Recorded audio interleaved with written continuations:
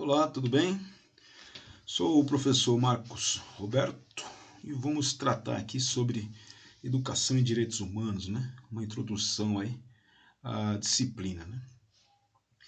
Inicio citando a professora Maria Vitória Benevides, quando ela diz que educação e direitos humanos parte de três pontos essenciais. Primeiro, é uma educação de natureza permanente, continuada e global.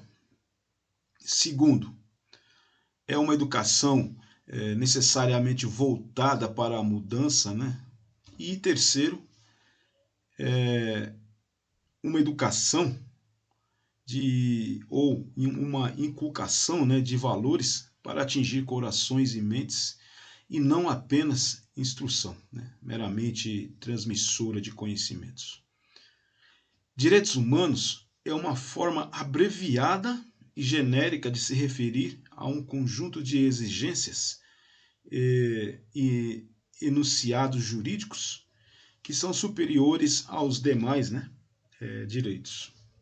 Esses direitos possuem algumas características que se identificam com sua natureza, pois fazem parte da própria essência e os diferem de outros direitos. Nancy Flowers, especialista estadunidense em direitos humanos e processos educacionais, com ampla experiência e produção nessa área, tanto nos Estados Unidos como em outros países, né, de diferentes continentes, e em um instigante artigo intitulado Como definir a educação em direitos humanos, com o expressivo subtítulo, né, uma resposta complexa a uma pergunta simples, relata um fato que consideramos interessante para introduzir-nos, né, nesta questão. Abre aspas. Em janeiro de 2002, Shulamit Koenig, né, da organização Pessoas Comprometidas com a Década para a Educação e Direitos Humanos, publicou uma definição de educação para os direitos humanos na lista de discussão da Associação de Educação para os Direitos Humanos e solicitou reações. Estabeleceu-se um debate eletrônico muito vivo, né, e esta lista de discussão possui mais de 3.000 educadores para os direitos humanos ao redor do mundo. Entretanto, apesar dessa discussão ter ajudado a refinar questões vitais sobre a educação para os direitos humanos, nenhuma definição de consenso emergiu dela, né? Fecha aspas.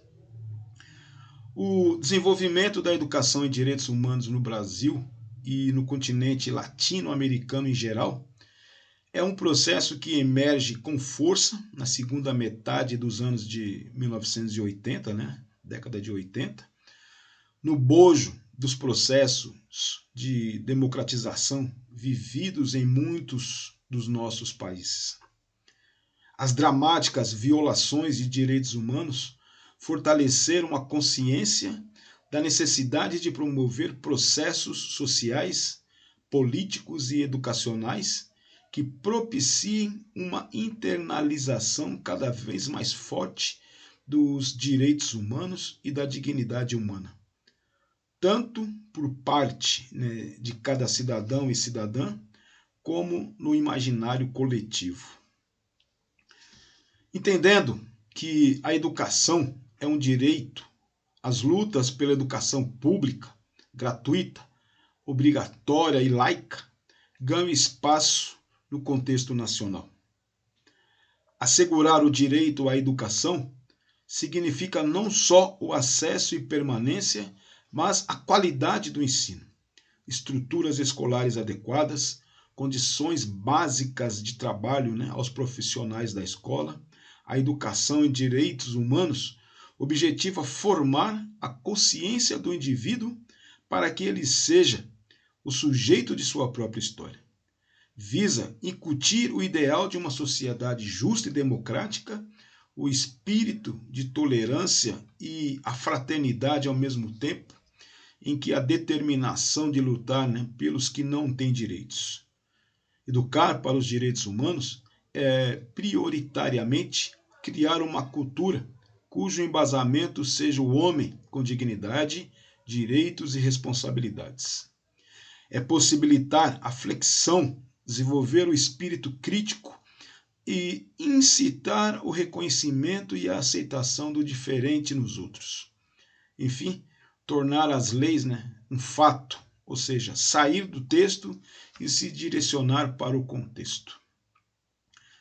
Desde a promulgação da Declaração Universal dos Direitos Humanos, né, pela Organização das Nações Unidas, a ONU, em 1948, no plano internacional foi construída uma sólida arquitetura dos direitos humanos através de inúmeros tratados, resoluções, pactos e declarações de caráter ético, político e normativo.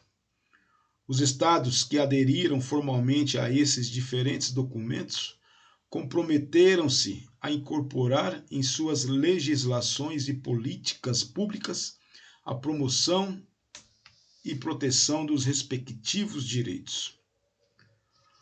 Hoje, contamos no Brasil com o Plano Nacional de Educação e Direitos Humanos, sancionado em 10 de dezembro de 2006.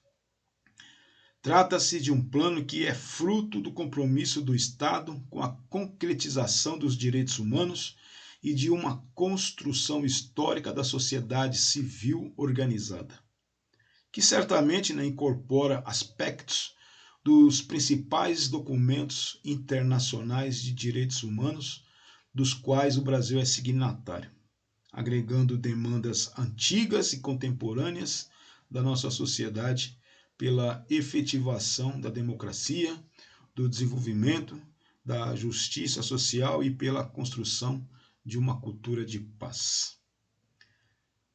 Historicamente falando, a educação em direitos humanos apresenta características comuns a todos os países do subcontinente latino-americano. Ela surge no contexto histórico de transição dos regimes ditatoriais civis militares para os sistemas democráticos. Nasce das lutas de resistência contra a ditadura e de fortalecimento do Estado democrático e social de direito em toda a América Latina.